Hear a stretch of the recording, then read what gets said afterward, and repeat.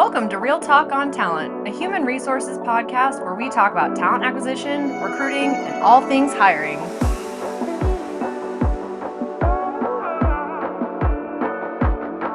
Hi, Dina. How are you? Good. Welcome back. Hey, thank you. Good to be here. You all springy in the middle of summer. You know, I like my pink. I like my pink. I'm here for it. Yeah. Which we need some of this because I would like to today to just complain. Oh, you know what? Let's do Will you it. join me on this my journey? gosh, let's do it. I'm so for it. Yeah. And But it can be productive complaining. it's purposeful. Purposeful. If we're pointing out potential issues or red Okay. flags, because Yeah. today is data.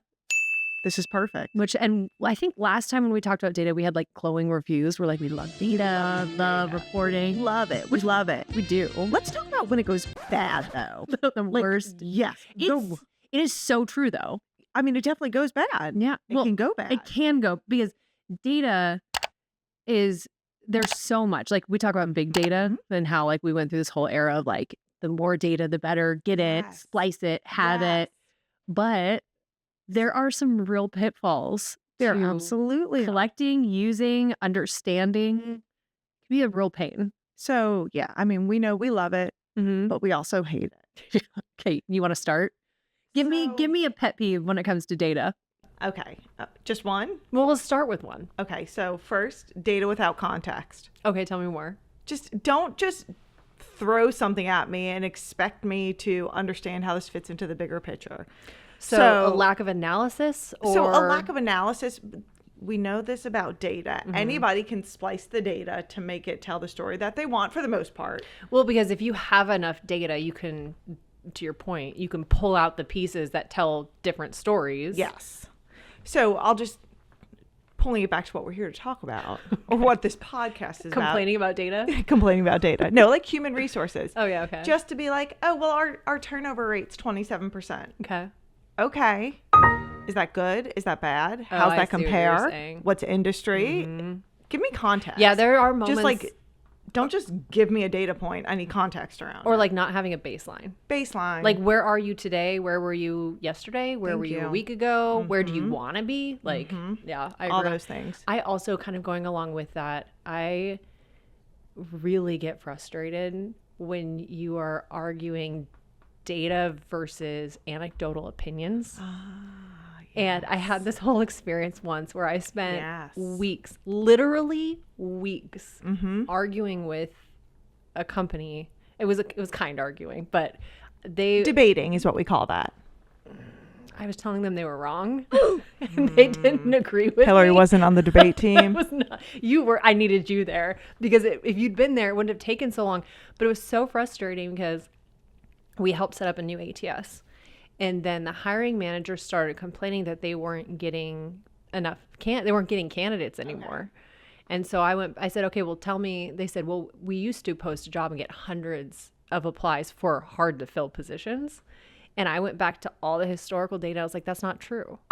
One, it's not true. And two, you're actually getting better candidates, like the data shows that it's there. Yeah. And they're like, well, no, our hiring managers aren't happy. And I was like, I don't know what to tell you because here are the numbers. I pulled them straight from the job boards. And you even get in weeks where they literally were like, no, this isn't true. And I was like, I don't know what to tell you guys. So, it's so interesting that you say that because data often overlooks the qualitative feelings, the softer feelings, the more subjective feelings, so to speak. If you were. And so people will often lean on how they feel as an out for what data is. So with data, it is important that you have a champion and somebody who is there to be analytical, but you do also have to factor in the people part. You do. And it kind of reminds me of, I think last time, or you talked about the gut check. Like gut check, yes. You use the data to gut check, or you use data to validate or disprove the gut check, because there is value in saying like, okay, what's my human intuition? What's my experience telling me? But if you get to a point where it's like, no, I reject all of the data you're showing me, then it's like, why That's my frustration. 1 + 1 does not equal 2. Why am I here? Yeah. Why Well, am I here? for this podcast. No, in that conversation. I know. I get it. Ugh. I get it. Yeah. Anyway. That's a whole different scenario. It is. We'll talk about how to sell to people your narrative. I'm surprised. That's kind of your thing. You're the marketing person. That's why I was so frustrated because I was like, look. Anyway. Yeah. One thing as a marketer is Okay. we do have to. There's this constant balancing act of like you collect data, and you analyze data. Yeah. What do you do with that? What do you do with it? And so over the past couple of years, as more countries and more states have put in privacy, like right to privacy, right to forget laws and stuff, that has been something that's been, as a professional, a little frustrating, but at the same time, personally, I love it. Okay, tell me why. Because I do really enjoy the feeling of anonymity, even though in our world, is there really no true such anonymity? thing. But believe it. One of my favorite stories on like the misuse of data is there's an example with Target. And I'm not throwing them under the bus. Like, this is very well known. It's a great case study. But the story goes that a father got really ticked off at Target because Target started to send his teenage daughter like baby coupons for like diapers and strollers. And he's like, and he goes and complains to Target. He said, "What are you doing? I have a teenage daughter. Why are you sending her all of these baby related things? It's completely inappropriate." Well, come to find out, his daughter was pregnant. And because of her buying patterns, and Target actually has, they've said, it's something like if you start buying a certain type of vitamin and unscented lotion and like one other thing, they found that buying behavior tends to 3-6 months down the road start to buy all of the Really? Interesting. So Target knew this because of their data related to buying patterns. Okay. So they used very targeted marketing. Yeah. Perhaps a little too targeted. Way too targeted. Way too targeted. specific. Yeah. And so I think it's one of the most fascinating stories on. Oh, no, that's really interesting. Not just like what do you do with data, but like Yeah. the stories who would have thought? That's crazy. Like 3 completely unrelated things that they found said- were yeah. like one of the first trigger points for moving Wow. into Very interesting. a pregnant person. Mhm. Yeah. Very interesting. Yeah. So be careful with data, I guess, is where I'm going on that. Or don't like sign up for any of the memberships where they track what you're buying. They track what you buy anyway. I like to pretend. I like my anonymity. coupons, Tina. I will say Target Circle, good deal. Like, are you a member? No.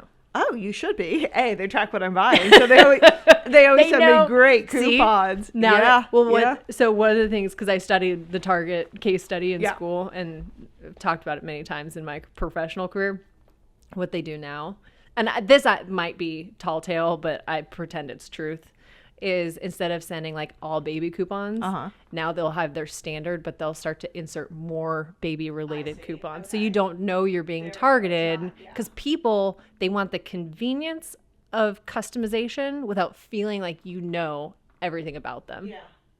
The illusion of privacy. Listen, we love the illusion of privacy. Listen, we just sell our data to get things for free, like Gmail. Oh, yeah. Totally free. Totally fine. Yeah, that's fine. And then serve me up the ads for what I want. Yeah. And then I get mad at Instagram. I'm like, dang it, Instagram, you're making me shop too much. But that's the thing. Okay. My own fault. Okay, what about you? Weirdest targeting you've had? So I keep getting stuff for private school for children. Okay. I do not have children. I have dogs. I was going to say, does Buddy need to go to private school? My mutt needs to go to private school. I'm like, why am I continuously getting pieces for private school education? Like, maybe they're trying to get you to go back to school. Maybe. I don't think they want me in an elementary school though. Maybe. Teacher? Yeah, maybe. I don't have the patience for that. No. Yeah.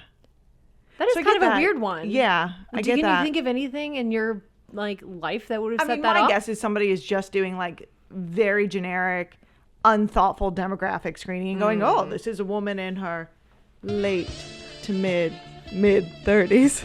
Just own it, Dina. You're not a millennial. We could do the math. This is a woman in her early 40s. She probably has kids going to Yeah, wherever. that's a good point. And I'm like, oh, be more thoughtful. Okay, so that's a question. So Be more thoughtful. So you're grumpy that they're not more thoughtful. Exactly. Why isn't my husband getting that piece of direct mail? That's what I want to know. That is a Don't great send question. it to me. That's a better question than the age one. Don't send it to me. Send it to him. Send it to him. You know what I started thinking about on the data thing? So, you know, I know before we were talking about AI and we were talking about some of the biases with it. Mm-hmm. And now I'm not a machine, so I don't understand machine learning. But what I want to know is, what are the different factors that are going into all of the considerations? Like, what is every data point that it's looking at when it's deciding whether or not a candidate is good for you? I mean, we don't have time to get into that. I know, but like, is there like, I mean, again, I don't know machine learning. I don't understand this, Okay, you know, so AI, but is it like all the algorithms? So AI and machine learning, and like, they're all different levels and variations of it, right? So if we're going to think about I'm going to speak to the customization of an individual within like a recruiting process. Okay. Is that kind of where you're thinking on that? Yeah. Okay. Maybe. Okay. So there are a couple ways that it will look and make those educated decisions. Very often it's like the target example. It's like, if you see this kind of behavior or a data point, what is the most common outcome or behavior that will come after that? Yeah. And so there's a level where you can say individuals who have this on their resume or who visit your website 5 times in a week are more likely, there's that predictive behavior that of saying if they take these behaviors, they're more likely to take those behaviors. So you should prioritize your outreach, your sourcing, your conversation. Or going back to the customization, then you can serve up something that says, if someone has visited your website 5 times in the past week, they're probably closer to the decision-making stage. So start serving up really specific content. Okay. And so it'll like make decisions based on that behavior piece. There's also the whole idea of like pixel tracking and cookies. Yep. To say there are a lot of companies where they'll say, we'll put a pixel on your website, and then we will track where your users are elsewhere. Okay. So I actually used this before where I had access to a dashboard that said the people that come to your website tend to be in this age demographic. Okay. They tend to watch these types of TV shows. Uh-huh. They tend to drive these types of cars. Interesting. Like what cars they drove. Yeah. All from the behavior of their online. And I've kind of diverted from your original question. But that's super interesting. But if you have that, then all of a sudden you can say, okay, well, if someone is a 41-year-old, thank you, like married woman who recently purchased a larger car. Maybe she needs to ship her kids off to and that's kind of taking the data and doing like a persona adjustment. So there's the behavior and there's the persona. Okay, interesting. Very interesting. At what point, like, does the data go bad? So, you know, like, that's what about, I'm going to put it back to you from a recruiting perspective. Yeah, that's what I was thinking about. Yeah. So, you know, one thing that we do is we have people who've applied for, any job we've had posted for who knows how long. So we've got a massive database. Most companies do. And you can go back in and you can source for candidates based on keywords, kind of like your basic Boolean strings. But like at some point, the data is just too old.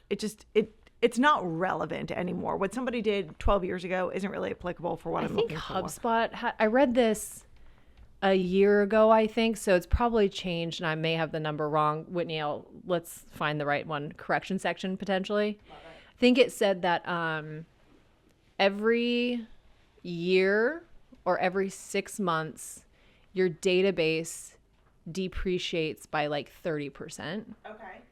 So in that time frame, 30% of your information is no longer relevant. Yes.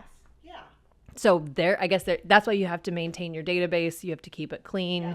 You have to audit what's in there. Mm-hmm. Maybe that's the other thing that's annoying is when people are working off of poor data. Yes. So love that you say that. I was doing a HubSpot cleanup earlier today. Okay. And I'm sitting there going in and I'm like, oh my gosh, I just can't take it. It's such a mess. So there really is. About like, HubSpot here is absolutely organized and clean. Flawless, super clean, A+ to all of our users. No, not at all. Not at all. It is myself included. Yeah, okay. Yeah, that's why you were doing the cleanup. Yeah, exactly. Oh, you know what? That is actually not a pet peeve. Mm-hmm. I am super proud of any time someone goes into a system and they're like, I'm just going to do a little bit of cleanup at a time. Oh, so kudos to you. Thank you. Mm-hmm. So pet peeve of mine is dirty data. Like, 'Kay. I will get this and I will be like, and I'll call like an all hands meeting and I'll be like, are you aware that you do not have their first and last name? You only have their email address. That is not acceptable. So that's how you look at it, is like you do the visual check? Yes, I do the visual check and I'm like, how many missing pieces do we have? Da-da, you know, I mean, just simple things like here on data, you never want to send out an email to hello, first name. Don't do it. Yes. Oh, you know what? Honestly, Don't do it. the bane Check of a your data. marketer's existence. Like, Hello, friend. yes. Yeah. Or Yeah. then what really grinds my gears Uh-huh. is then it's my fault as a marketer. Oh, yeah. That's my other thing, is like when it comes to data and data usage and customization, it's a team effort. It is and a team I will effort. give You know Hueman what? tons of credit for this. Yeah. Sales and marketing work together flawlessly. Mhm. We truly are just trying to provide a great experience to Yeah. everyone who interacts with us. I concur. And so don't blame me if the data's bad if I don't own The data. the data. Yeah. I'm trying here. I get it. I get it. I'm trying to customize without not being creepy. So you know what? So here's another thing. This is where I think companies get themselves into trouble. Is trying to get too much data and data that they're not going to use. And we'll take this back to a recruitment perspective. Going back to an application, like, you know, some people have super tedious applications where you have to complete ABC. Who's your cousin Joe's first reference and what was your second car? No, the worst. Oh, sorry. Side note. No. Please upload your resume. Great. Upload my resume. Yeah. Now fill out every single field of all the information that you just uploaded on your resume. Yeah. So, like, why do you need all this? What are you actually doing with this information? So that is a pet peeve of mine, is when people just ask for more information than is necessary and they're getting data that they are not going to use for anything. Well, so let me ask you this, because we talked about this. We talked about like throttling the pipeline. I think it was our last process discussion, where it's like you increase the burden on your candidates to throttle it. Should you give context as to why you're asking for certain types of information in an application? No. Okay. No. That just makes the application longer. And Well, I'm just thinking you were like saying, what are you doing with all this data? Are you meaning from the candidate side or the employer side? So no, I mean, I'm saying, first of all, employers just don't ask for irrelevant information from your candidates. You don't need to do that. That is fair. Even if Know we're trying to why- throttle, you know, you don't need to do that. There's just some pieces of information that, does it really matter where I went to high school at? Like, does it? Well, if I want to judge you, Does it? Let me tell you something. it depends. It does. It was the same school that sent me a mailer for my faux child. Are you serious? No, I'm not.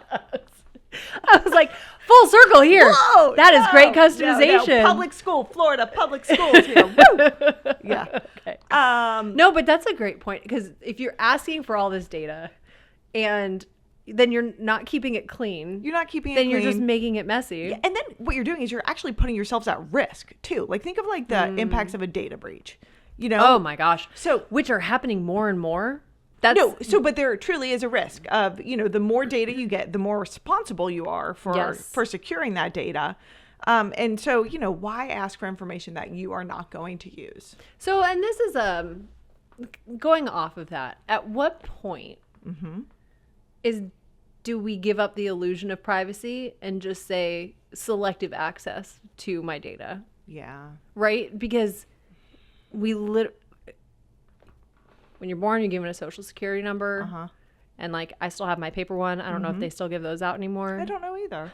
I have mine as well. But that, I guess, it's like things are being digitized, and like our whole world is digital. Yeah. So like, at what point do we like, I don't, you know what I mean? Like, I'm a big believer in privacy and right to date. Like and that's literally an American right that we believe in. I'm also a big fan of blissful ignorance too. And that's kind of where I'm like, Yeah. Wasn't it a security firm a few weeks ago that grounded like 1 million planes yeah. and all that? Yeah. That was not from an attack, though. That was poor coding. good. You're right, though. But that's my point, is saying we're kind of living in this world where we believe in all of this, like, data protection. We still live in big data. Our whole world exists because of data. I don't know if that's a pet peeve or not. It's just an interesting consideration when we think about data and privacy and individuals. It definitely is. There, I did enjoy the times when I could have a conversation in my house with my husband and not get an ad for it on my cell phone an hour later. But at the same time, I understand that I've given that up because I have Alexa and I have Google and I talk to them and I tell them what to do. And I know my Siri's listening to me. Yeah. So, And see, and I do not have any of those. Like, I don't have any smart speakers and I don't have Siri turned on like all the time. I still get those ads. Yeah. Yeah. Yeah. Mm-hmm. It's because there's somebody in your closet. You just don't know about them. Dina. I've got your data. I've got your data. Honestly, serve up this ad, guys. I'm like, as long as Dina can hang out with me, you can have my data. Yeah, it's fine. Yeah.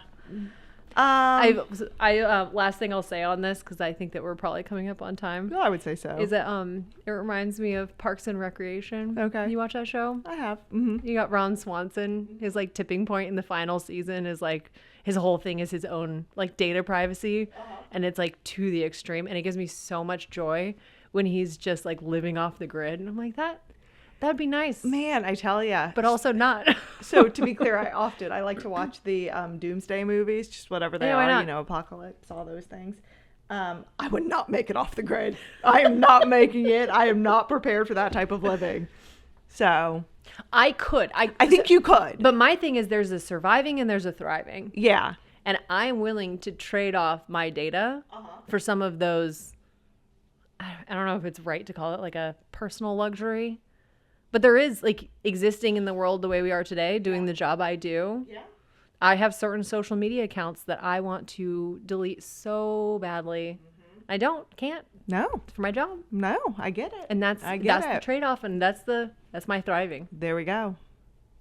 Cool. Wonderful. Any last thoughts on data? Or we started with pet peeves and then we just rolled. We just rolled. So just don't send me stuff because I'm a woman of a certain age. Honestly, okay, please refine it a little bit more. Get some originality, people. Send it to my husband. Honestly, yes. So I think if you're going to customize, there's certain assumptions I'm comfortable with you making, but that is one that's just, it's so passe. Like, I will say though, from a margin of error standpoint, you're never going to get that. Yeah. Exceptional, that is. You are exceptional. Yeah. You are the exceptional to the rule. There we go. Love it. Love it. Wit. Hot takes for hot topics.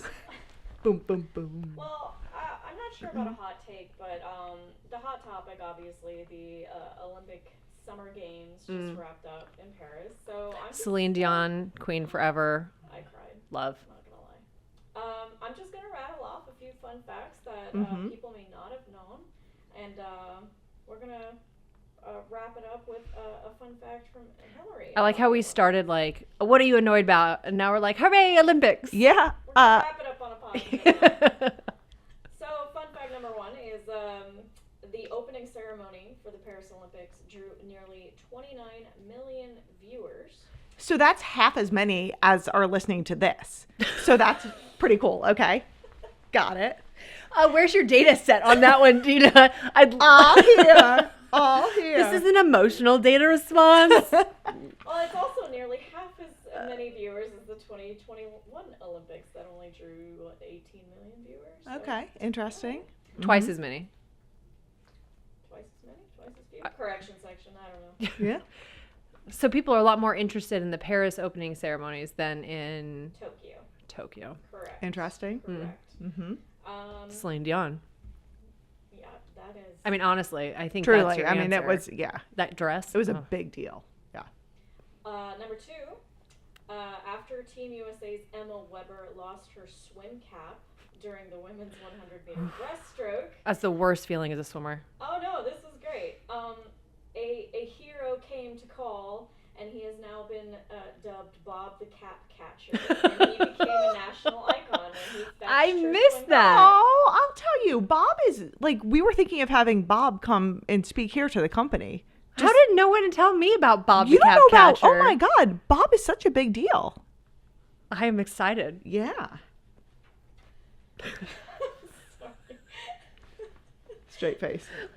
Number 3. So you know how the Olympic winners, they get a little box with their medal? Well, apparently inside is a poster designed by the Parisian illustrator who did the main art. It took him over 2,000 hours to create that main poster. That's a long But time. here's the other thing. The medals actually have a piece of the Eiffel Tower in it. Interesting. Was that on your list? No, but thanks. So I was reading Boom. about it where, like, as they do like maintenance work, like pieces of the Eiffel Tower will come off, and so they actually have bits of the Eiffel Tower very in cool. the medals. Very cool. Well, why don't you end us off, Hilary, with how Flavor Flav made a debut at the Paris Wait, Olympics? I don't want to let you end on that because I just want to do 2 things very quick. Okay, shout out to Team Rhythmic Gymnastics and shout out to Synchronized Swimming. Best sports ever. Done. I Go. do really enjoy those, although I will say my favorite sport to watch is I think this was from the last Olympics. Snoop Dogg doing commentary for dressage. Okay. Because I love the horses. Okay, yeah, dressage is Dressage, just Snoop Dogg that.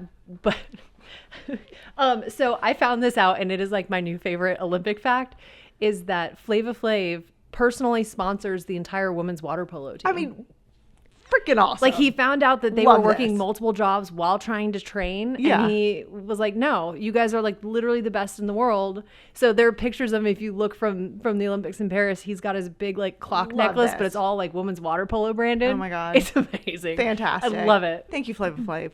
Oh, if you want to be a guest on here, you can. He's already a guest. He's coming. He is? Yeah. Oh, I didn't right after realize Bob that. the Cap Catcher. Oh, that's right. Okay, good. God, we've got a packed agenda. Man, things have really picked up here. 58 million viewers, Flavor Flav, true. Bob the Cap Catcher. Hillary and I are Celine going to do. Dion. Celine Dion is coming. Lady Gaga. Gaga. Pet peeve. We're weird. Yeah. Or like, I don't know, Delightful Gem. I think both. Yeah. Something in between. You know what though? Data does this to you. It really does. It gets you really excited about life. It really opens up a does. lot of possibilities. It does. Yeah. Good time. Great times. Tina, speaking of great times. Great times. Thank you. Oh, Hillary. My pleasure. Thank you. All right. Okay. Till next time. Till we meet again. Okay. Bye. Bye.